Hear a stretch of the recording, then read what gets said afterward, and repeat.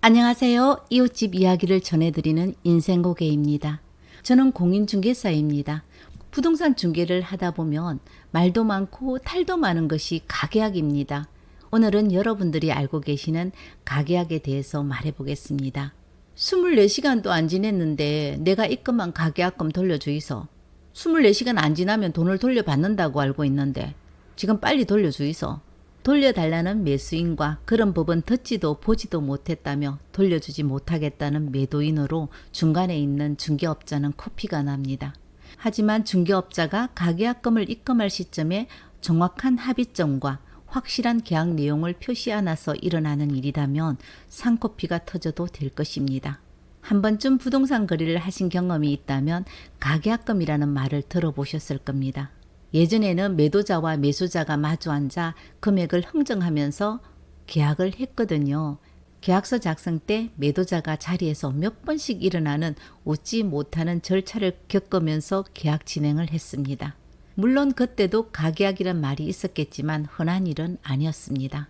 하지만 요즘에는 매매나 전세, 월세 등 조건에 맞는 물건이 있으면 다른 사람이 거래하지 못하도록 거래 당사자 합의하에 계약서 작성 전에 먼저 일정 금액을 지불하는 것을 사람들은 가계약금이라고 합니다. 하지만 현장에서는 가계약금으로 표시하지 않습니다. 계약이라는 것은 상방 간의 의사가 합치되면 계약서를 작성하지 않아도 계약의 효력은 있습니다. 구두 계약도 계약이라는 것입니다. 하지만 증명하기 위해서 우리는 계약서를 작성하는 것입니다.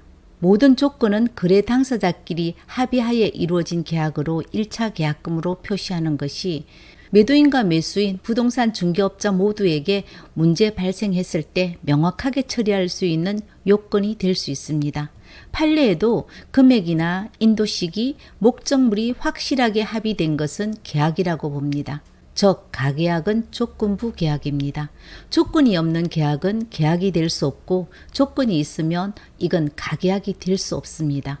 아파트 거래를 하는 과정을 보면 매수자가 마음에 드는 매물을 선택을 하고 다른 사람이 거래하지 못하도록 매매나 전세, 월세, 거래 종류에 따라서 상방 합의하에 일정 금액을 입금합니다. 그때 부동산 중개업자가 계약 조건을 작성해 주는데 이 문구에 따라서 가계약금을 돌려받을 수도 있고 돌려받지 못할 수도 있답니다.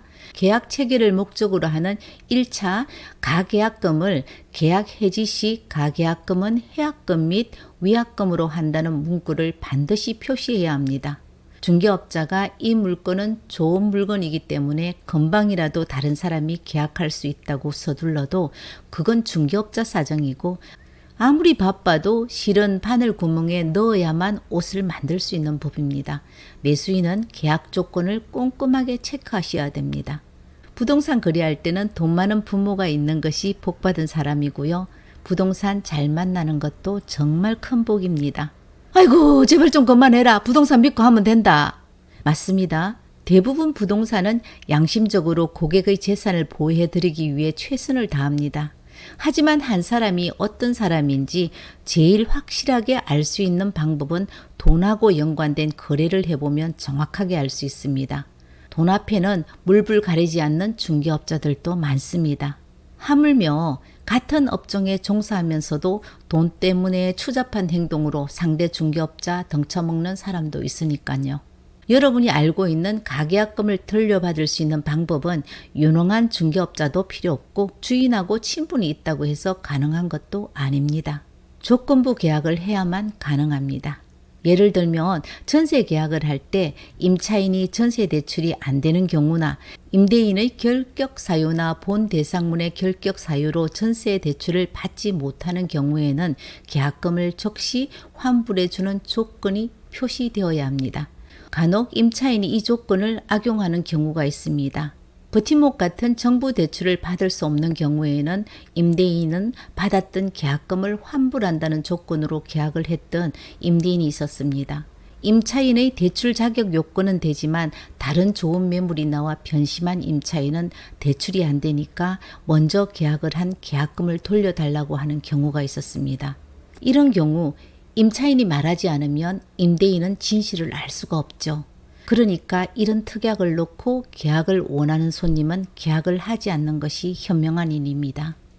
그래도 세입자 구하기 힘들어서 이 조건으로 계약을 한다면 대출 가능 여부를 확인하는 몇 월, 며칠, 몇 시까지 확정하고 대출이 안 된다고 할 때는 안 되는 사유를 임차인이 확인시켜 주기로 한다는 문구가 반드시 표시되어야 합니다. 즉 가계약은 조건부 계약으로 하셔야 된다는 것입니다. 상방에서 제시한 조건이 성립되지 않는 경우 본 계약은 무효이고 가계약금은 반환하고 해지할 수 있습니다. 그때 가계약은 해약금 및 위약금으로 하는 것입니다. 매도인이나 임대인이 계약 해지를 원할 경우에는 계약금의 배액을 상환하고 매수인이나 임차인이 계약을 포기하는 경우에는 계약금을 포기한다는 문구도 표시되어야 합니다. 가계약은 본계약을 전제로 하는 계약이므로 계약서 작성 전까지 유효합니다. 모든 부동산 거래는 가계약으로부터 출발합니다. 하지만 조건이 없는 가계약은 법률적으로 존재하지 않습니다. 가계약 역시 계약이 성립될 수 있는 조건이 있다면 법적 효력과 구속력이 있습니다. 판례를 보면 가계약은 본 계약의 주된 급부의 중요 부분에 대해 합의가 이루어져 당사자가 임의로 본 계약 체기를 파기할 수 없는 상태라면 가계약의 법적 구속력이 인정되어 어느 일방의 위 가계약을 불이행하였다면 그 이행 이익의 배상을 구할 수 있다라고 했습니다. 그럼 가계약금을 넣고 계약이 성립되려면 상방의 의사합치는 어디까지가 되어야 하는지 하는 것입니다. 계약의 모든 내용의 합의까지는 없어도 되고 계약의 중요한 본질적 사항의 합의만 있으면 됩니다. 또한 장래에 특정 가능한 기준, 방법에 관한 합의만으로 가능합니다. 손님께서 가계약금을 넣고 변심으로 가계약금을 돌려받으려고 했습니다. 가계약금 입금 조건 중에 중도금 지급까지는 말했지만 잔금일을 확정짓지 않았다면 가계약금을 돌려받을 수 있는지 물어왔습니다. 실제 판례를 보면 부동산 매매에 관한 가계약서 작성 당시 매매 목적물과 매매 대금 등이 특정되고 중도금 지급 방법에 관한 합의가 있었다면 그 가계약서에 잔금 지급 시기가 기재되지 않았고 후에 정식 계약서가 작성되지 않았다 하더라도 매매 계약은 성립한다는 판례도 있다고 말씀드렸습니다. 제일 먼저 계약의 중요 부분인 목적물, 금액, 지급 방법이 확정되어야 하고 정빙이 가능하면 계약이 성립되었습니다. 매수자가 이 매물이 조금 부족하기는 하지만 그렇다고 계약을 하지 않으면 또 놓칠 것 같고 그렇다고 확정 짓기는 조금 더 좋았으면 싶을 때가 있습니다. 이런 애매한 상태에서 매도자에게 가계약금을 입금하는 것을 매도자가 만약 알고 계신다면 그건 입금받는 것은 참 어리석은 일입니다.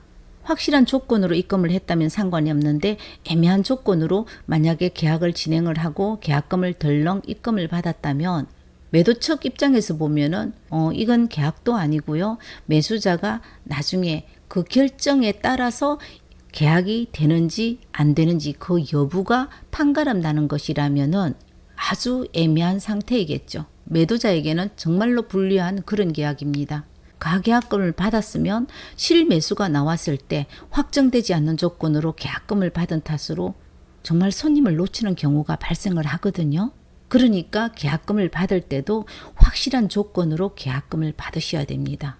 모든 판단은 중개업자가 하는 것이 아니라 거래 당사자가 판단하고 결정을 내려야 합니다. 가계약이든 조건부 계약이든 체결을 하고 깔끔하고 순조롭게 계약서 작성까지 이루어진다면 좋겠지만 세상 일이 우리 생각대로 되지는 않죠. 가계약 체결 후 변심을 하거나 부득이하게 사유가 발생해서 일방에서 파기하거나 무효를 주장하는 경우가 자주 발생합니다.